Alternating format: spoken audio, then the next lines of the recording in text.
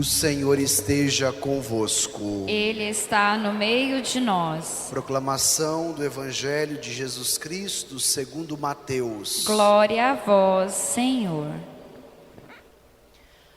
Naquele tempo disse Jesus a seus discípulos: Quando o Filho do Homem vier em sua glória, acompanhado de todos os anjos, então se assentará em seu trono glorioso. Todos os povos da terra serão reunidos diante dele, e ele separará uns dos outros, assim como o pastor separa as ovelhas dos cabritos. E colocará as ovelhas à sua direita, e os cabritos à sua esquerda. Então o rei dirá aos que estiverem à sua direita: Vinde, benditos de meu Pai, recebei como herança o reino que meu Pai vos preparou desde a criação do mundo. Pois eu estava com fome e me destes de comer, eu estava com sede e me destes de beber. Eu era estrangeiro e me recebestes em casa. Eu estava nu e me vestistes. Eu estava doente e cuidastes de mim. Eu estava na prisão e fostes me visitar. Então os justos lhe perguntarão: Senhor, quando foi que te vimos com fome e te demos de comer? Com sede e te demos de beber? Quando foi que te vimos como estrangeiro e te recebemos em casa, e sem roupa e te vestimos? Quando foi que te vimos doente ou preso e fomos te visitar? Então o rei lhes responderá: Em verdade eu vos digo, que todas as vezes que fizestes isso a um dos menores de meus irmãos, foi a mim que o fizestes.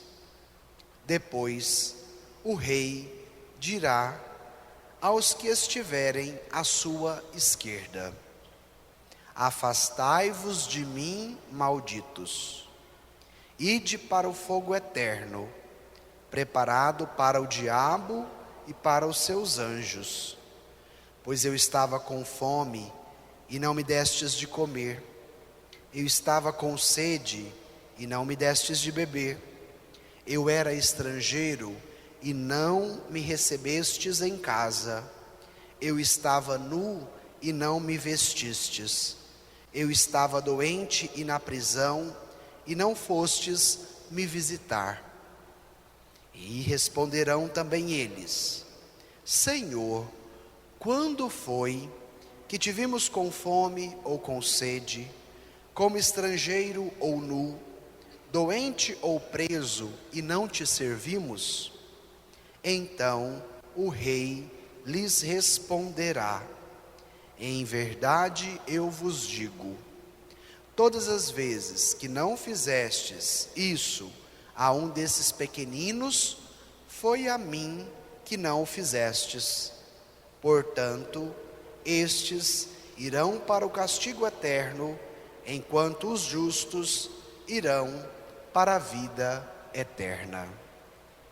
Palavra da salvação. Glória a vós, Senhor.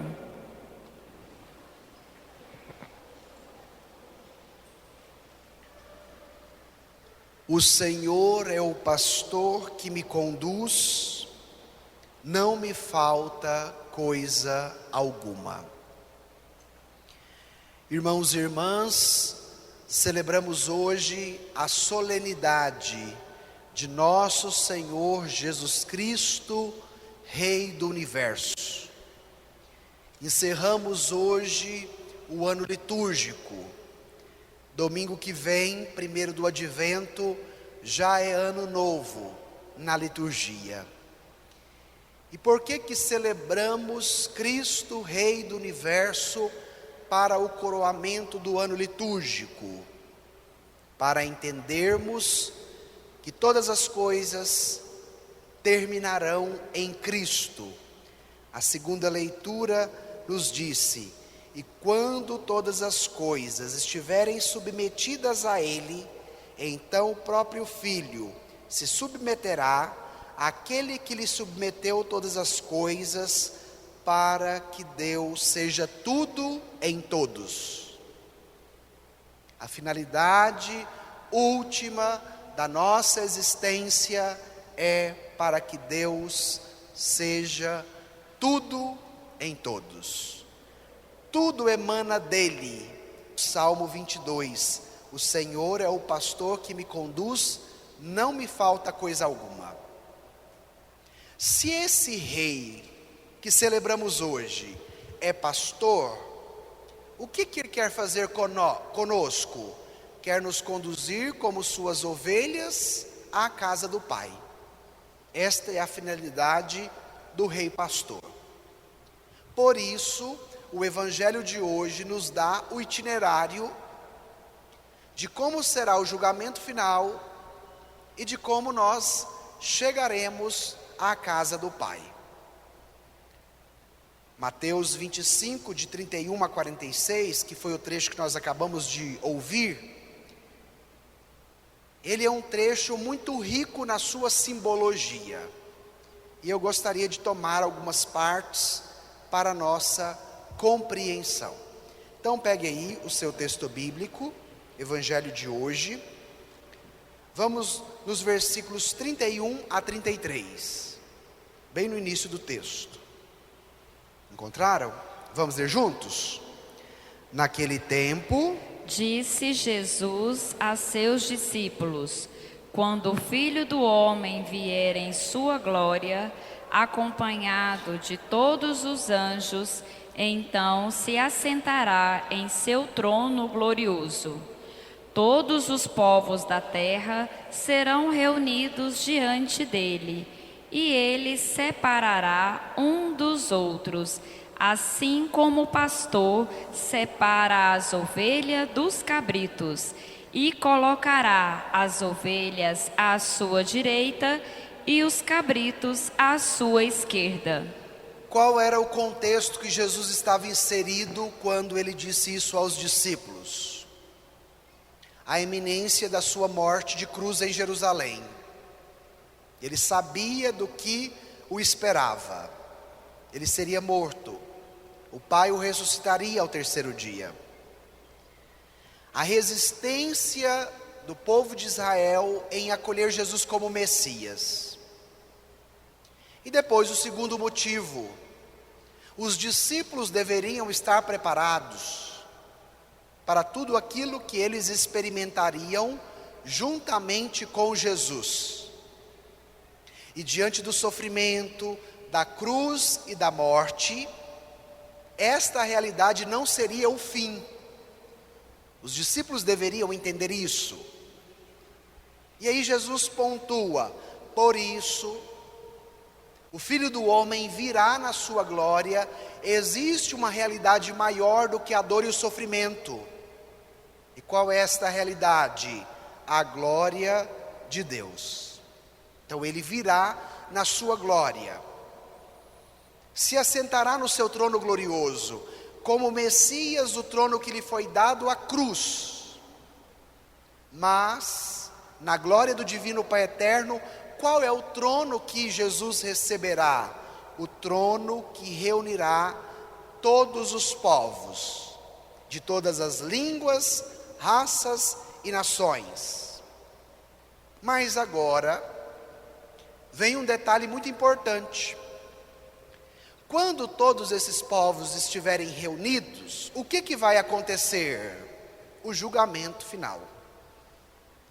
Então, este rei é um rei pastor, porque ele age como pastor. O que o texto nos diz? Ele separará as ovelhas dos cabritos, como faz o pastor. As ovelhas à direita e os cabritos à esquerda. Eu li um texto de São Jerônimo essa semana que me chamou muita atenção. São Jerônimo diz: por que Jesus fala em ovelhas e em cabritos? Porque as ovelhas são fêmeas, elas têm a capacidade de produzirem, de multiplicarem. Os cabritos são machos, não têm esta capacidade das ovelhas. Por isso, as ovelhas à direita e os cabritos à esquerda. E nós vamos ver por que as ovelhas à direita? Porque têm a capacidade de aderir à vontade do Pai e de se multiplicarem nesse processo. Evangelho do domingo passado: o que recebeu 5 multiplicou mais 5, o que recebeu 2 multiplicou mais 2.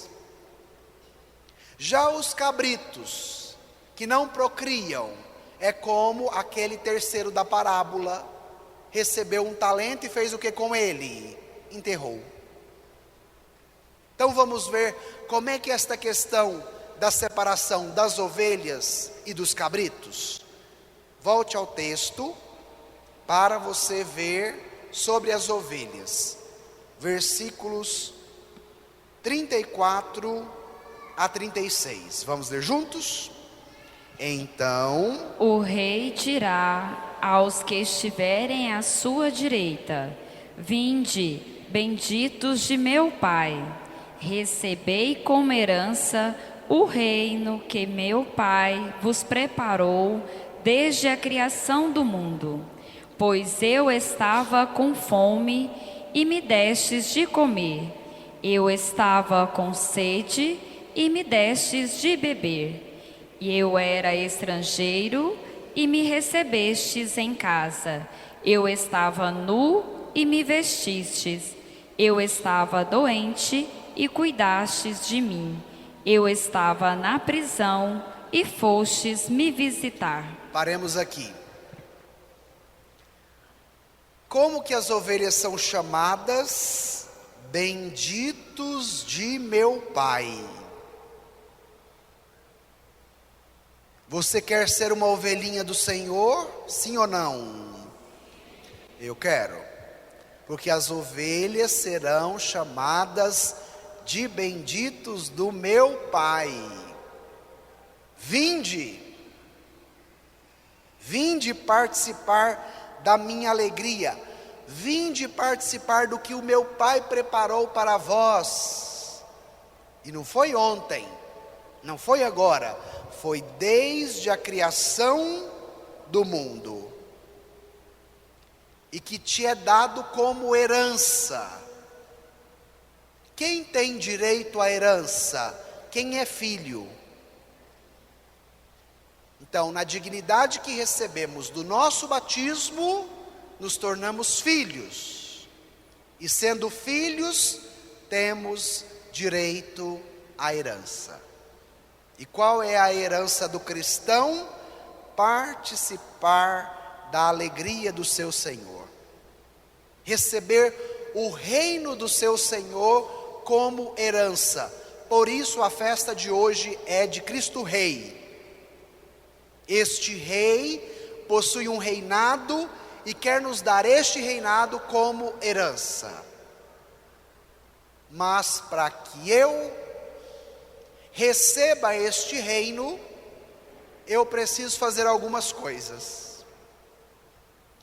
O Evangelho me chamou muita atenção, porque o critério para o julgamento final não foi meramente religioso. Jesus não vai nos perguntar quantas missas você participou, quantos terços você rezou, quantas adorações você fez. Mas Ele vai perguntar quantas vezes você deu comida a quem tinha fome. Quantas vezes você deu água a quem tinha sede.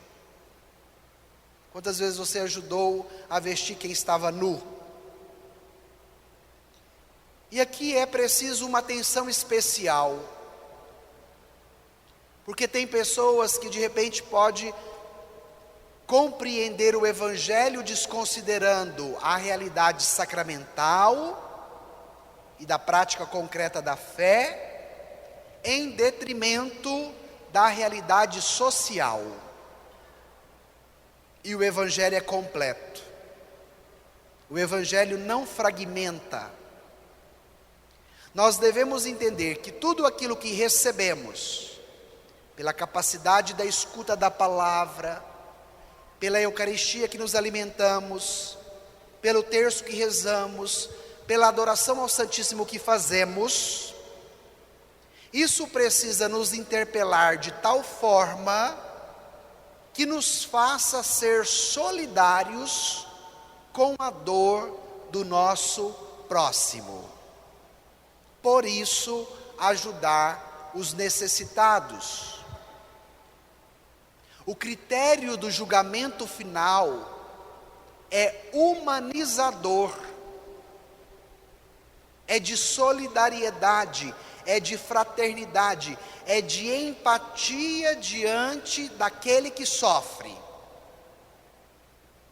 E aí Jesus fala das necessidades básicas: a alimentação, a água, a moradia, a vestimenta e a liberdade. Diante da dignidade da pessoa, ela tem direito àquilo que lhe é próprio, para que de fato ela seja capaz também de viver com dignidade. Por isso Jesus resume os mandamentos em amar a Deus e amar o próximo. Se a sua prática de fé, se a sua vivência da religião não te ajuda a ser solidário com quem está com fome, com sede, estrangeiro, nu, doente e preso, reveja a sua prática religiosa. Vou repetir. Se a vivência da sua fé e a sua prática religiosa não te ajuda a ser solidário com quem é pobre, com quem está necessitando, reveja esta mesma prática. Hoje na igreja nós temos um desafio, que são os polarismos causados pelas ideologias. A ideologia de esquerda tomou como bandeira a dimensão social, e a ideologia de esquerda tomou como bandeira a questão espiritual. E toda ideologia, ela é reducionista, ela é fragmentada.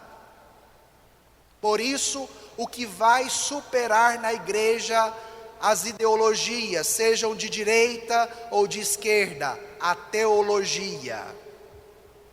Por isso, compreender a palavra, o que nós experimentamos na dimensão espiritual transcendente, principalmente pela vivência dos sacramentos, nos põe em missão no cuidado, na solidariedade, na fraternidade e na ajuda com os mais pobres e necessitados.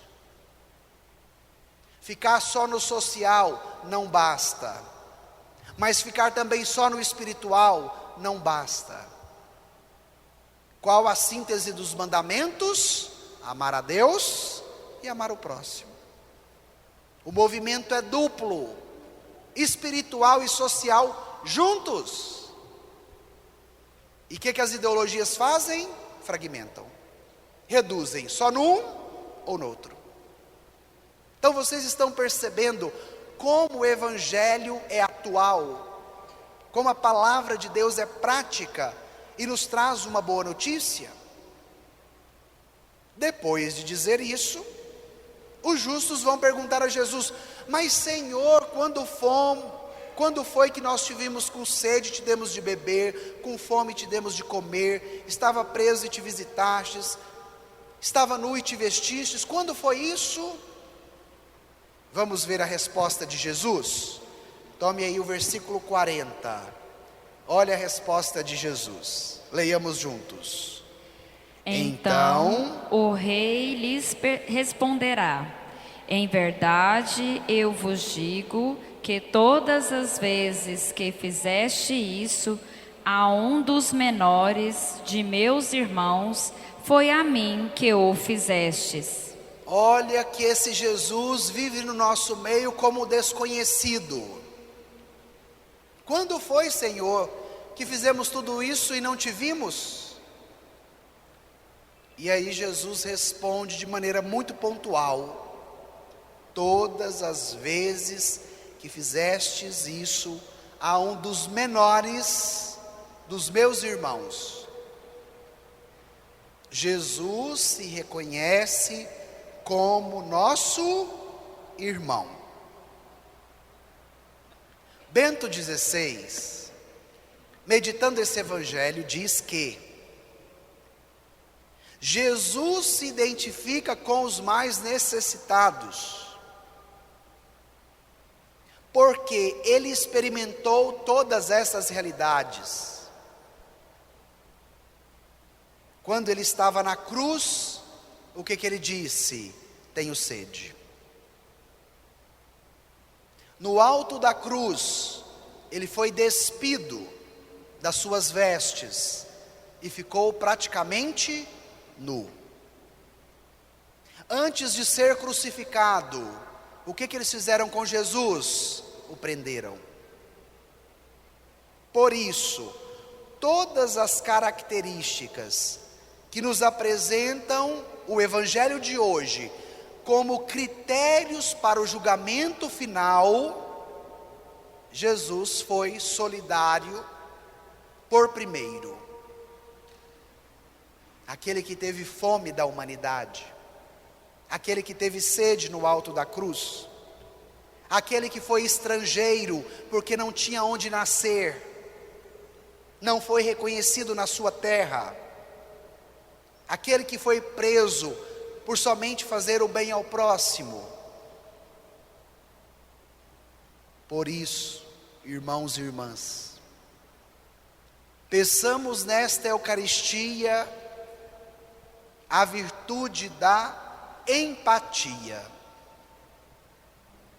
de reconhecer no outro meu irmão. É isso que Jesus nos provoca. Todas as vezes que fizestes isso a um desses pequeninos, meus irmãos, foi a mim que o fizeste. Então, aprender a reconhecer o outro como seu irmão.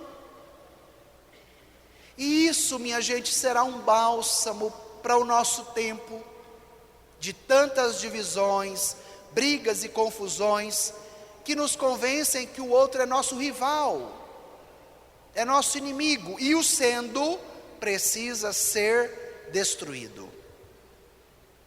A dinâmica do Evangelho dá uma tônica nova, para nos possibilitar um novo jeito de viver e, consequentemente, nos tornar pessoas melhores. A vivência da religião precisa gerar em nós processos de humanização, de fazer de nós pessoas melhores, mais empáticas, mais solidárias, mais fraternas, principalmente com os que mais sofrem. A sua dimensão da fé precisa te fazer uma pessoa melhor. Se a sua prática religiosa não te faz uma pessoa melhor, reveja essa mesma prática. Vamos lá no final do texto para ver o que vai acontecer agora. Tome aí os versículos 41 a 43. Vamos ler juntos? Depois o rei dirá aos que estiverem à sua esquerda: afastai-vos de mim, malditos, ide ao fogo do inferno, preparado para o diabo e para os seus anjos. Pois eu estava com fome e não me destes de comer, eu estava com sede e não me destes de beber, Eu era um estrangeiro e não me recebestes em casa. Eu estava nu e não me vestistes. Eu estava doente e na prisão e não fostes me visitar. Paremos aqui. Como é que as ovelhas que vão para a direita são chamadas? Vinde, benditos do meu Pai, recebei como herança o reino que meu Pai preparou para vós desde a criação do mundo. Como é que são chamados os cabritos que vão para a esquerda? Afastai-vos de mim, malditos, ide para o fogo eterno, preparado para o diabo e para os seus anjos. Você quer ser ovelha ou cabrito? Ovelha, eu também. Vamos desejar esta graça. É muito interessante o movimento do Evangelho. Os benditos do Pai participam do reino que o Pai preparou desde o princípio. Agora, os cabritos, que são afastados e chamados de malditos, vão para um lugar que não é para eles, de acordo com o texto, preparado para quem? Para o diabo e para os seus anjos. Esse é um detalhe importantíssimo. Na condenação final, o lugar que está preparado não é o nosso lugar.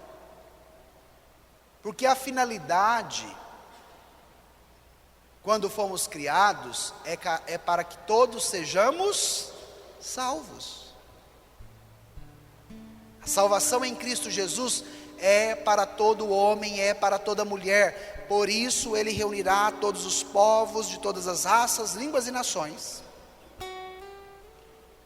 Mas então, Padre, se a salvação é para toda pessoa, por que Jesus fala da condenação? Porque o meu jeito de viver e as minhas escolhas podem resultar no caminho final de querer um lugar que não foi feito para mim. Nós gostamos de deixar o julgamento final para colocar a culpa só no Senhor. E às vezes até para desconsiderá-lo, colocando-o como um vilão. Então o meu papel aqui é um tanto quanto de advogado, de defender o Senhor na reta compreensão da palavra. A salvação é para você, é para todos nós.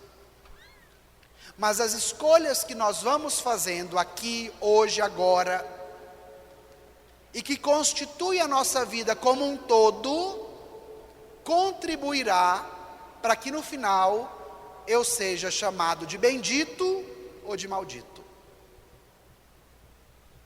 Toda ação possui uma reação. Toda escolha tem uma consequência. Então, se eu escolho viver como bendito, o que está preparado para mim? O reino do Divino Pai Eterno desde a criação do mundo. Mas eu também posso escolher viver como maldito. Se eu escolho, o que está preparado para mim?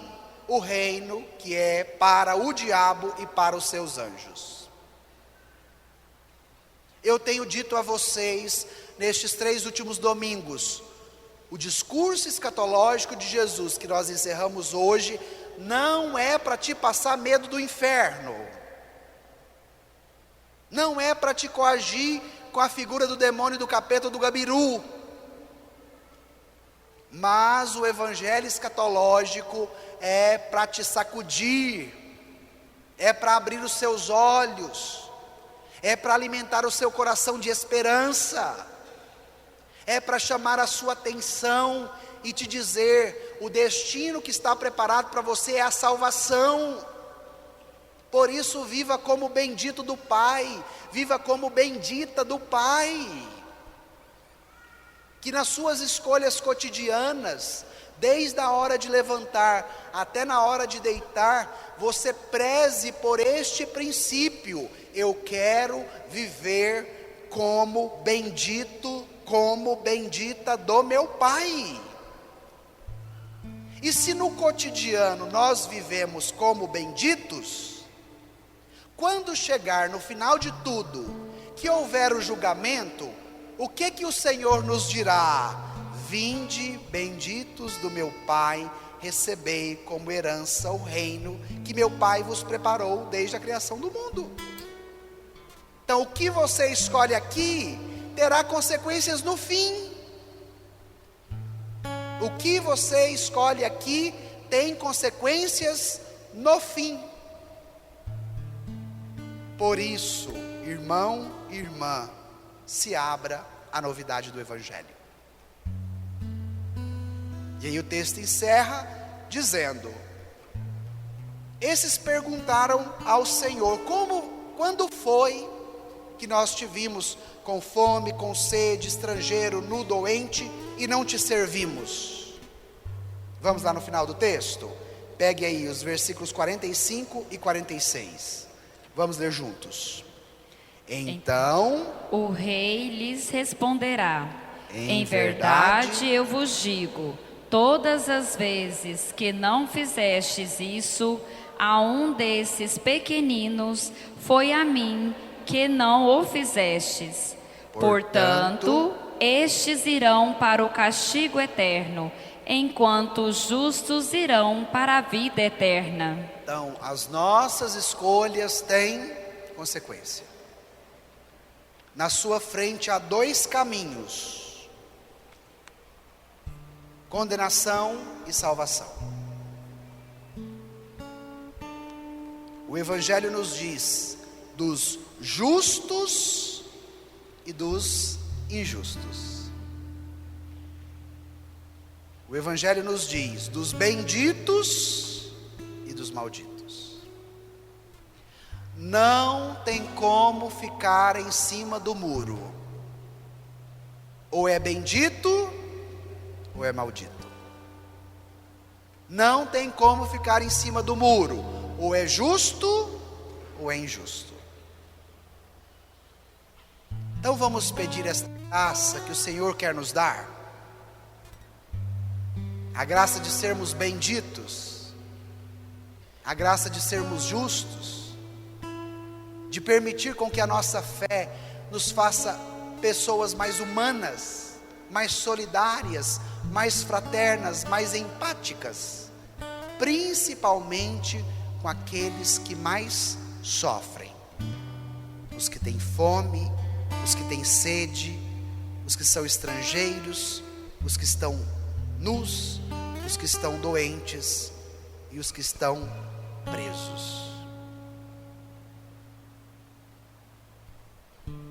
Vamos fazer esse exercício para encerrar esse momento de escuta da palavra. Por um instante, se te ajuda a rezar, feche os seus olhos, incline a sua cabeça e pense: como é que está a sua vida hoje? Se o Senhor voltasse e fosse o julgamento, você se reconheceria como uma ovelha ou como um cabrito? Você se reconheceria como justo ou injusto? Você se reconheceria como bendito ou maldito? Vai dizendo para o Senhor: enquanto não chega esta hora, Jesus, me ajuda a ser bendito. Enquanto não chega esta hora, Jesus, me ajuda a ser justo. Enquanto não chega esta hora, Jesus, me ajuda a ser ovelhinha do seu rebanho, porque eu quero que o Senhor seja o meu pastor. O Senhor é o meu pastor e nada me faltará. Repita isso para você: o Senhor é o meu pastor e nada me faltará. O Senhor é o pastor que me conduz. Por isso não me falta coisa alguma.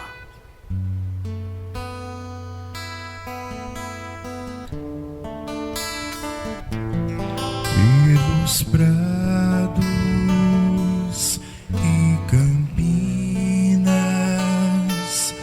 verdejantes eu vou. É o Senhor que me leva a descansar junto às fontes de águas puras, repousantes eu vou. Minhas forças o Senhor vai animar. Cantemos junto, tu és Senhor. Tu és Senhor, O meu pastor, o meu pastor. por isso nada em minha vida faltará. peça que o Senhor seja o seu pastor e te faça bendito. Tu és Senhor, o meu pastor.